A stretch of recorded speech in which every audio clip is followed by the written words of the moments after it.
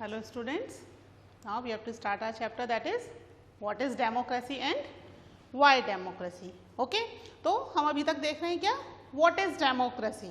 Democracy क्या है and we are studying about the features of democracy, जिसमें हम क्या पढ़ रहे थे अभी, that is rule of law and respect rights for citizens.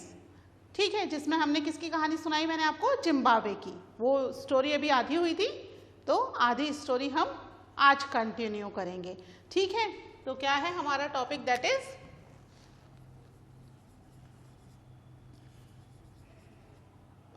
Rule of law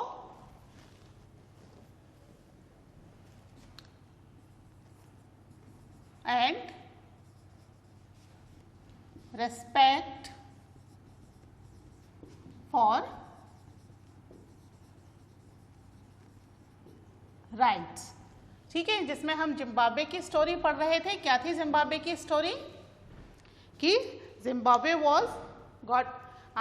got independent in 1980 और वहां पर फिर रॉबर्ट मुगाबे, जो कि वहां की सबसे पॉपुलर पार्टी ज़ानू पीएफ के लीडर थे, उन्होंने रूल करना शुरू किया. लेकिन पावर में बने रहने के लिए ही start using the dirty tricks. ठीक है, गलत तरीके उन्होंने इस्तेमाल करने शुरू कर दिए पावर में बने रहने के लिए. कंट्री में डेमोक्रेसी है, लेकिन उन्होंने डेमोक्रेसी को भी वायोलेट करना शुरू कर दिया. जो ऑपोजिशन पार्टी थी उसको प्रॉपर मीटिंग्स नहीं करने दी जा रही थी, उनको हैरेस किया जा रहा था. लोगों के जो राइट्स होते हैं, पब्लिक प्रोटेस्ट का, डेमोन्स्ट्रेशन का, इसको क्या कर दिया उन्होंने, इलीगल कर दिया. ठीक है, ये चीज़ें हमने अभी तक देख ली थी. इसके अलावा उन्होंने क्या किया कि जो मीडिया है, टेलीविज़न है, रेडियो है, न्यूज़पेपर है, इनको भी कंट्रोल करना शुरू कर दिया. टेलीविज़न और रेडियो के थ्रू जो भी न्यूज़ आ रही है, वो न्यूज़ भी गवर्नमेंट को क्रिटिसाइज नहीं कर सकती थी. इवन न्यूज़पेपर को फ्रीडम तो दी, लेकिन उस फ्रीडम में एक रिस्ट्रिक्शन लगा दी कि न्यूज़पेपर गवर्नमेंट को क्रिटिसाइज नहीं करेगा. अगर वो गवर्नमेंट को क्रिटिसाइज करता है तो फिर उन जर्नलिस्ट को जिन्होंने वो न्यूज़ लिखी है, उनको हैरेस किया जाता था, परेशान किया जाता था. ठीक है, लिख लेते हैं इसको भी. क्या टॉपिक्स है हमारे, टेलीविजन एंड रेडियो,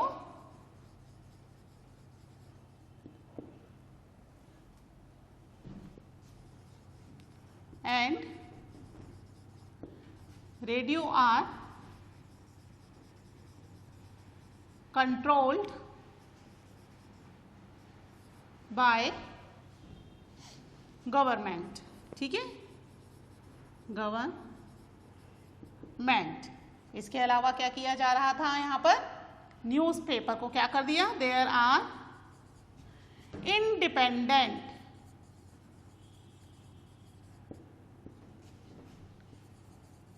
न्यूज़पेपर को इंडिपेंडेंट कर दिया. लेकिन क्या किया जा रहा है यहाँ पर, but the government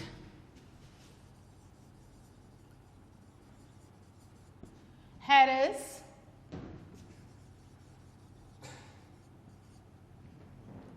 those journalist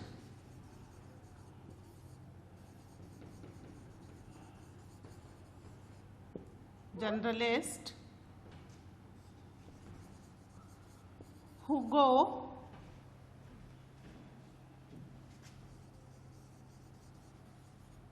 against the government.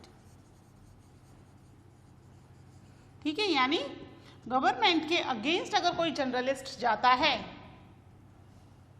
तो उसका क्या किया जाएगा, उसको हैरेस करना शुरू कर दिया जाता था उसको. ठीक है, यानी कि न्यूज़पेपर है तो नाम के लिए इंडिपेंडेंट, लेकिन गवर्नमेंट के अगेंस्ट वो भी नहीं जा सकते. अगर वो जाते हैं तो उन्हें परेशानियों का सामना करना पड़ता था. इसके अलावा क्या कर दिया गया यहाँ पर, कोर्ट भी इंडिपेंडेंट है न्यूज़पेपर की तरह. कोर्ट भी इंडिपेंडेंट है, लेकिन कोर्ट क्या कर रहा है,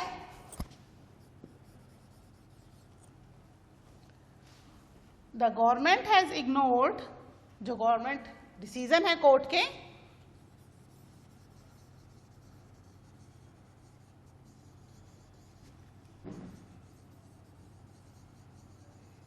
The government has ignored some court judgment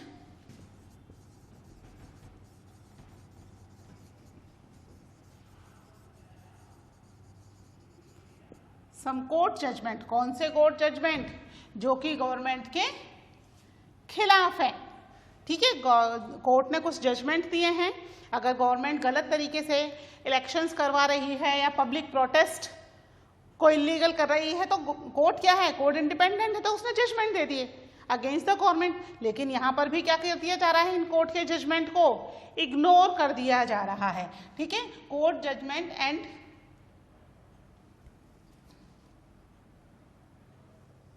ignored some court judgment and pressurize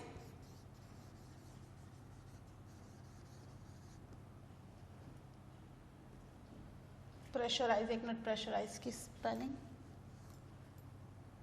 pressurise and pressurize जजेस को प्रेशराइज किया जा रहा है कि वो उनके अगेंस्ट में कोई भी जजमेंट ना दें। अगर वो देते हैं जजेस को भी हैरेस किया जाएगा, परेशान किया जाएगा। पहले तो उन्होंने इग्नोर ही कर दिया कि जो जजमेंट दिए गए हैं, जबकि इंडिपेंडेंट कंट्री के अंदर कोर्ट के जजमेंट को कोई भी इग्नोर नहीं कर सकता है। ठीक है, कोर्ट के पास इतनी पावर्स होती हैं कि वो अपने दिए हुए जजमेंट को लोगों पर एप्लीकेबल करेगा, और अगर कोई इग्नोर करता है तो there is a proper provision of punishment. चाहे वो गवर्नमेंट हो या कॉमन पीपल, सबके लिए लॉ क्या है? इक्वल होता है। किसका रूल है? रूल ऑफ लॉ पढ़ रहे हैं हम।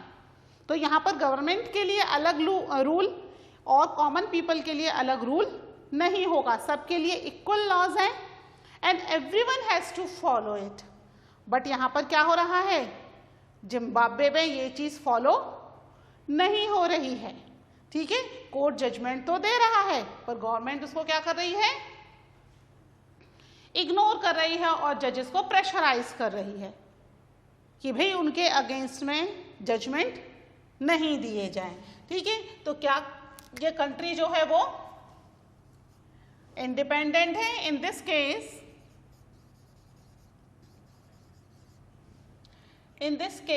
is government is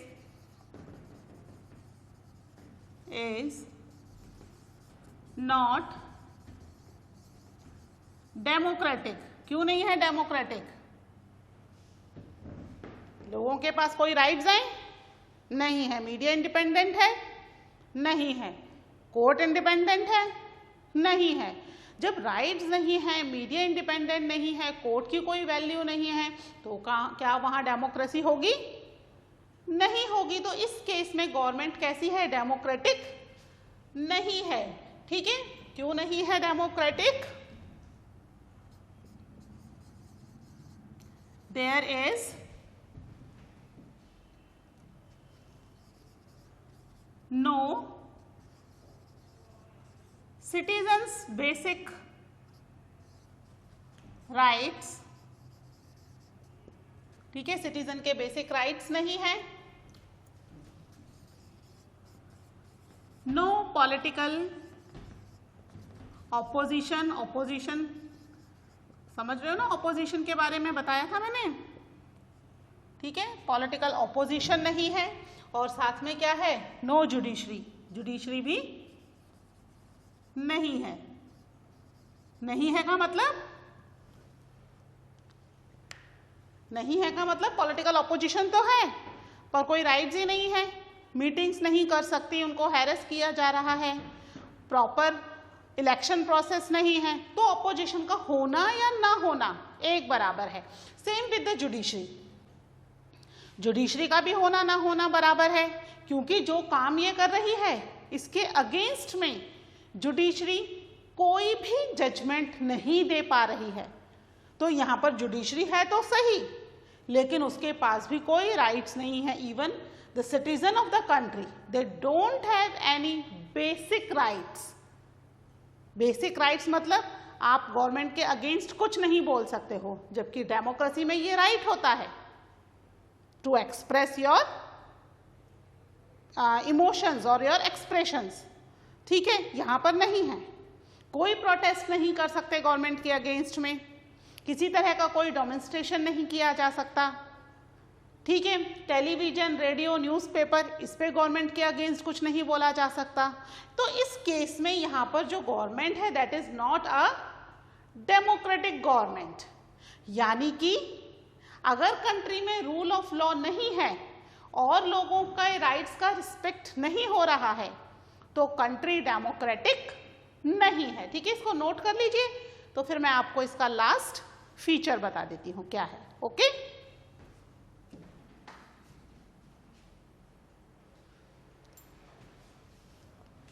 ठीक है, तो क्या हमें इसका लास्ट फीचर क्या समझ में आया कि जो कंट्री है, कंट्री में रूल किसका होगा, नॉट अ पर्सन, पर्सन का रूल नहीं होगा। अगर पर्सन का रूल होता है तो वो कंट्री डेमोक्रेटिक नहीं है। पर्सन का रूल नहीं होगा तो किसका होगा, कॉन्स्टिट्यूशन का। मैंने आपको बताया था ना, डेमोक्रेसी के अंदर एवरीवन इज इक्वल। जब सब इक्वल हैं तो किसके हिसाब से कंट्री चलेगी, तो कंट्री चलेगी according to the constitutional law, ठीक है। तो जो कंट्री है democratic country, specially we are talking about democracy, हम we are not talking about any other form of government. दूसरी फॉर्म ऑफ गवर्नमेंट में कुछ भी हो उससे फर्क नहीं पड़ता। स्पेशली डेमोक्रेसी के अंदर रूल्स रेगुलेशंस जो हैं वो कॉन्स्टिट्यूशन के अकॉर्डिंग चलेंगे, चाहे कंट्री का प्राइम मिनिस्टर हो, प्रेसिडेंट हो, पॉपुलर लीडर हो, कोई भी हो, वो उन रूल्स एंड रेगुलेशन के अगेंस्ट नहीं जा सकता है, ठीक है।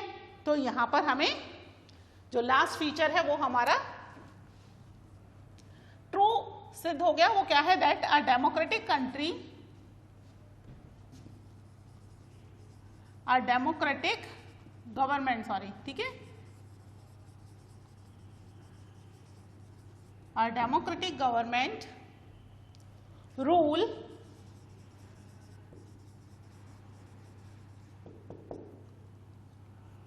within the limits set by, किसके द्वारा, कौन सेट करेगा limits, constitution, set by constitutional law and citizens right.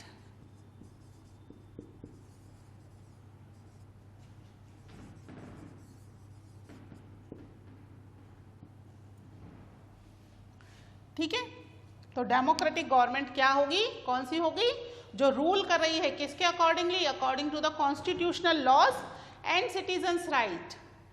Democracy में सिटीजन्स के राइट्स आर वेरी इंपॉर्टेंट। अगर सिटीजन्स के राइट उनको नहीं दिए जा रहे हैं properly, that country is also not a democratic country, ठीक है। तो ये हमारे सारे फीचर्स जो हैं डेमोक्रेसी के कंप्लीट हो गए। यानी ये सारे फीचर्स जब डेमोक्रेसी में होंगे तभी कोई कंट्री क्या होगी, डेमोक्रेटिक होगी, अदरवाइज नॉन डेमोक्रेटिक कंट्री में वो कन्वर्ट हो जाएगी, ठीक है। कौन कौन से हमने फीचर्स पढ़ लिए, rulers must be elected by the people of the country, ठीक है। फिर वो इलेक्टेड रूलर हैं, उनके अकॉर्डिंग उनके पास पावर्स होनी चाहिए, ठीक है, वही डिसीजन मेकिंग कैपेसिटी उनको मिलनी चाहिए प्रॉपर। उसके अलावा नेक्स्ट क्या पढ़ा था हमने कि जो कंट्री है वहां पर प्रॉपर वोटिंग सिस्टम होना चाहिए, फ्री एंड फेयर इलेक्शंस, ठीक है, फ्री एंड फेयर इलेक्शन हो और साथ में 1 पर्सन 1 वोट 1 वैल्यू, ठीक है, प्लस कॉन्स्टिट्यूशनल लॉ होना जरूरी है, सिटीजन्स के राइट्स होना जरूरी है। ये सब चीजें होंगी तभी कैसा होगा, तभी कंट्री डेमोक्रेटिक होगी, अदरवाइज कंट्री डेमोक्रेटिक नहीं होगी, ठीक है। तो हमारा व्हाट इज डेमोक्रेसी तो कंप्लीट हुआ। अब now we have to study about why democracy, क्यों डेमोक्रेसी ही क्यों?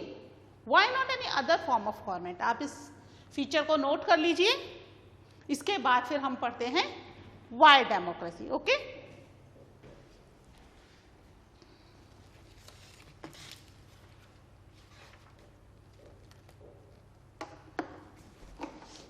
ठीक है, इसको रब कर दूं।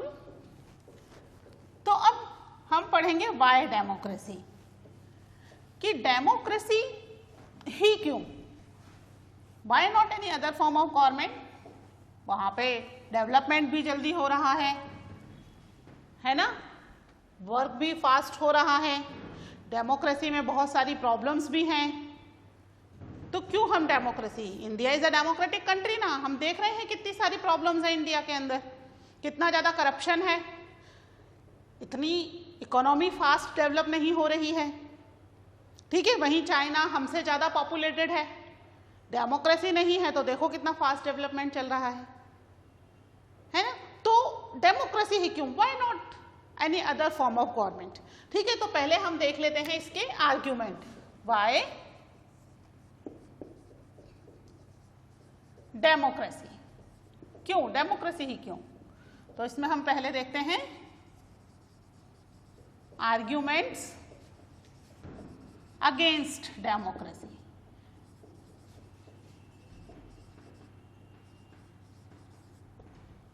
ठीक है, डेमोक्रेसी के अगेंस्ट में देखते हैं कि भाई डेमोक्रेसी क्यों अच्छी फॉर्म ऑफ गवर्नमेंट नहीं है। बहुत सारे रीजंस हैं, बताया ना आपको मैंने, करप्शन है, डेवलपमेंट नहीं हो रहा फास्ट, ठीक है। इसके अलावा बार बार इलेक्शंस हो रहे हैं, इलेक्शंस की वजह से स्टेबिलिटी नहीं है, बहुत सारे लोगों से डिस्कस करना पड़ता है ना। हमारा लोकसभा राज्यसभा दोनों हाउसेस से परमिशन लेनी पड़ती है किसी भी बिल को पास करने से पहले, तो बिल पास होने में इतना डिले हो जाता है, तो बहुत सारी प्रॉब्लम्स हैं। ठीक है, हम एक एक करके इन प्रॉब्लम्स को डिस्कस करते हैं। सबसे पहली प्रॉब्लम्स हमारी है दैट इज लीडर्स कीप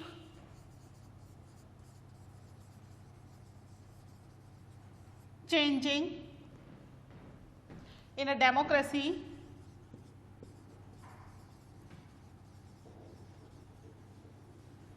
जिसकी वजह से क्या हो रहा है, दिस लीड टू इनस्टेबिलिटी। ठीक है, लीडर्स बार बार चेंज हो रहे हैं। क्यों चेंज हो रहे हैं लीडर्स बार बार? इलेक्शंस हो रहे हैं ना, आफ्टर एवरी 5 years, हर 5 साल में इलेक्शन हो जाते हैं। ठीक है, 5 साल के बाद हम गवर्नमेंट को मोस्टली चेंज कर देते हैं। हम राजस्थान का ही अगर बात करें तो राजस्थान में हम क्या करते हैं, हर 5 years में इलेक्शंस में गवर्नमेंट को चेंज कर देते हैं। अभी कांग्रेस है, इससे पहले बीजेपी थी, उससे पहले कांग्रेस थी, उससे पहले बीजेपी थी, यानी हर 5 साल में हम क्या कर रहे हैं, गवर्नमेंट रिप्लेस कर दे रहे हैं। यानी जो फर्स्ट लीडर ने काम शुरू किया वो 5 साल में तो कंप्लीट नहीं होगा, इट विल टेक टाइम, क्योंकि प्लान्स वगैरह बनेंगे, इम्प्लीमेंट होंगे, इन सब में टाइम लगता है, प्रोसेसिंग बहुत स्लो होती है डेमोक्रेसी में, सबसे परमिशन लेनी पड़ती है ना।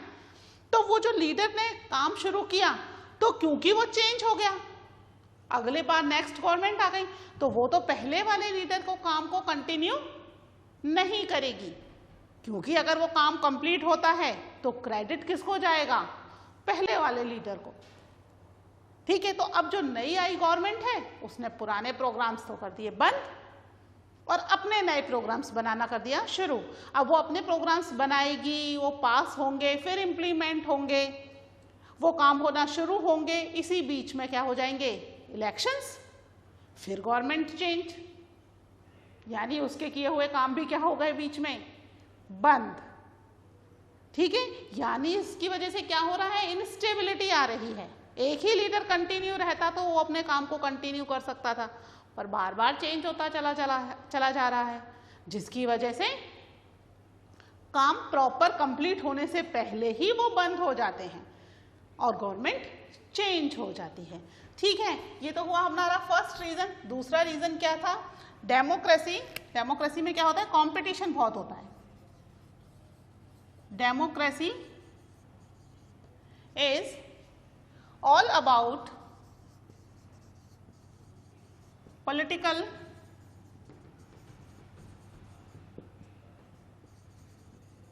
competition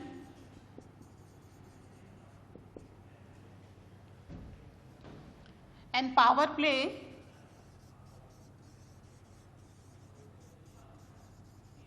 जिससे क्या हो रहा है, there is no scope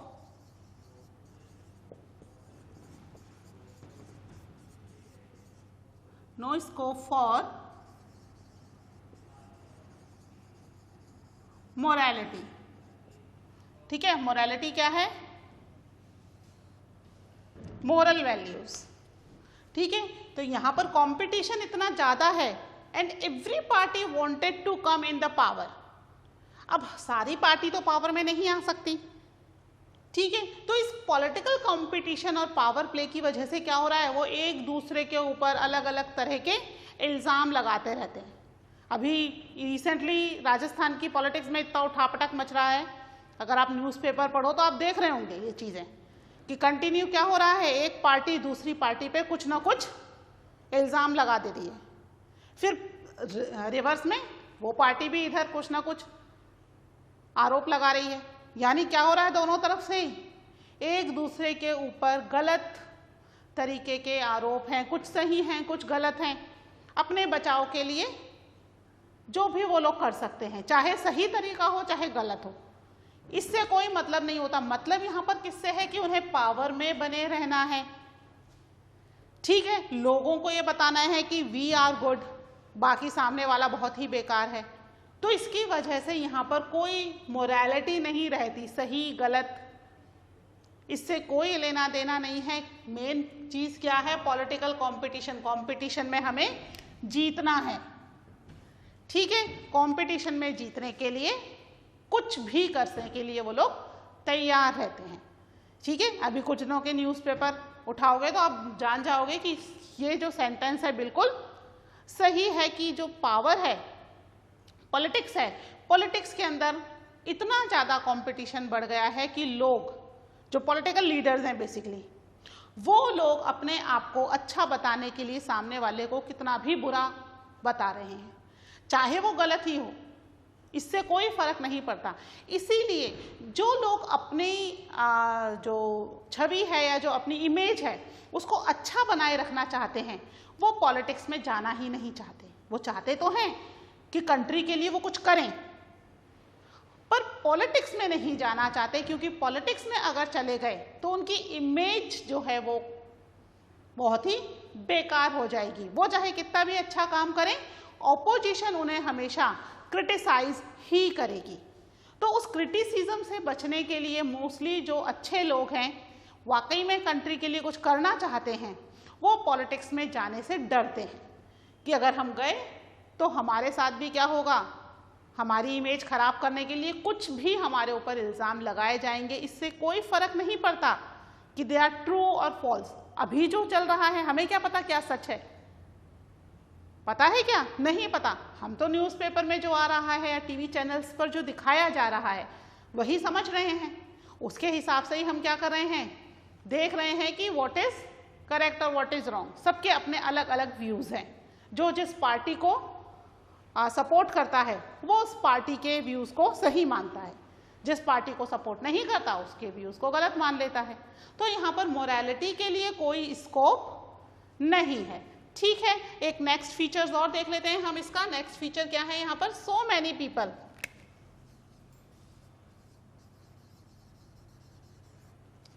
so many people have to B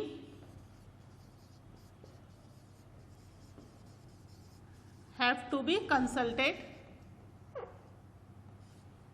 एक मिनट,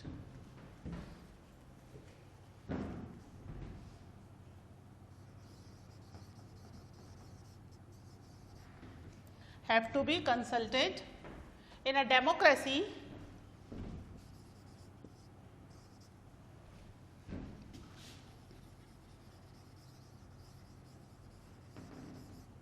ठीक है, जिसकी वजह से क्या हो रहा है, that it lead to delay. Decision में क्या हो रहा है, यहाँ पर डिले हो रहा है। बहुत सारे लोगों से कंसल्ट करना पड़ता है। बहुत सारे कौन, जितने भी हमारे मिनिस्टर्स हैं चूज होकर के आ रहे हैं। कितने मिनिस्टर्स चूज होकर के आ रहे हैं, लोकसभा में अलग, राज्यसभा में अलग, दो हाउसेज है ना, upper house and lower house, दोनों में मिनिस्टर्स चूज होकर के आ रहे हैं। 545 इधर, 250 उधर, तो लगभग 800 लोगों के साथ इन्हें क्या करना पड़ रहा है, डिस्कशन करना पड़ रहा है, डिबेट करनी पड़ रही है। अब यहाँ पर पार्लियामेंट के अंदर रीडिंग्स होती हैं। फर्स्ट रीडिंग में इंट्रोडक्शन होगा बिल का, सेकंड रीडिंग में डिस्कशन होगा, थर्ड रीडिंग में फिर उसमें डिस्कशन, डिबेट और चेंजेस होंगे, फिर उस पर वोटिंग होगी, तब जाके वो बिल पास होगा। फिर दूसरे हाउस में जाएगा, वहाँ पर सेम प्रोसेस चलेगा, 3 रीडिंग्स, डिस्कशन, डिबेट, जिसमें फिर लंबा टाइम लगेगा। उसके बाद नेक्स्ट स्टेप प्रेसिडेंट के पास जाएगा। फिर प्रेसिडेंट को अगर समझ में नहीं आता तो वापस आ जाएगा, यानी वापस से शुरू से एक बार फिर शुरुआत करेंगे और फिर प्रेसिडेंट के पास जाकर के पास होगा। तो इस सारे प्रोसेस में बहुत ज़्यादा लंबा टाइम लगता है। कुछ बिल तो ऐसे हैं जो कि कई सालों से अभी तक पार्लियामेंट में पेंडिंग ही हैं, वो पास ही नहीं हुए। ठीक है, तो जिसकी वजह से क्या हो रहा है, डिसीजन लेने में बहुत ज़्यादा टाइम लग रहा है, बहुत ज़्यादा डिसीजन डिले होता चला जा रहा है। यानी कि अगर आप डेमोक्रेसी में काम कर रहे हो तो you have to take patience कि भाई डिसीजन आएगा, कब तक आएगा पता नहीं। ठीक है, मैंने बताया ना, कुछ बिल ऐसे हैं जो बहुत लंबे टाइम से पेंडिंग चलते चले आ रहे हैं। जो बिल पास हो रहे हैं उन्हें भी 2-3 साल तो लग ही जाते हैं। प्रोसेसिंग पूरी होते होते बहुत लंबा टाइम लग जाता है। तो यहाँ पर डेमोक्रेसी के अंदर डिसीजन आने में डिले हो रहा है, क्योंकि बहुत सारे लोगों से डिस्कशन, डिबेट और पास कराना पड़ रहा है। ठीक है, ये कुछ फीचर्स हैं। इसके अलावा भी और फीचर्स बचे हुए हैं, that we will discuss in the next class. ठीक है, ये आप एक बार पढ़ लेना अच्छे से। ओके, फिर मिलते हैं with the another arguments against democracy. अभी हम डेमोक्रेसी के अगेंस्ट में ही बात करेंगे, फिर हम देखेंगे क्यों अच्छी है। ठीक है, तो तब तक के लिए आप इसको ध्यान से पढ़ लो। Okay, take care, bye.